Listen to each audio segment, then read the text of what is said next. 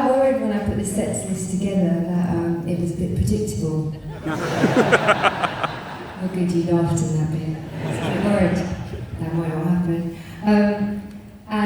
Initially I resisted it. We spent a few months backing and forthing over how we did it. And then I thought, well, I've been to see a few of these shows where people play the records that the only record people want to hear. Go from and make all these other ones, and we might as well have just stopped at the one you really like.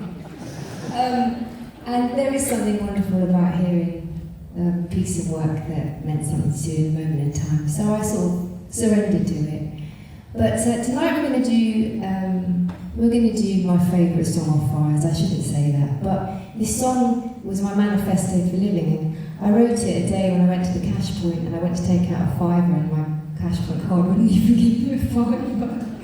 And it was snowing, and I didn't know what I was doing with my life.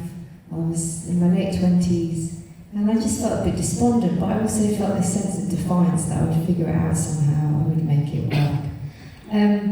And so this song kept me going, and then I got to do a second version of it when Fires was reissued, and I went to Los Angeles to work with one of my heroes. I've only ever made records really as an homage to the records that have come before me. One of my favourite artists of all time is Elton John, and he worked with this man called Paul Buckmaster, and I always dreamed that one day I would meet Paul Buckmaster.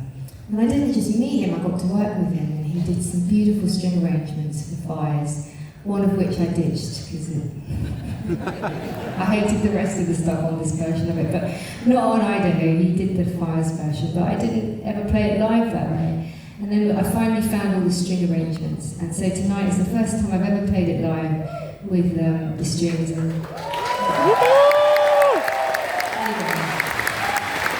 Paul is sadly no longer with us, but I just got to spend some time with him in Los Angeles, and they were some of the most precious days of my musical life. I learned so much from him. So wherever you are, Paul, I'm going to dedicate this to you tonight, so thank you for everything you've given us.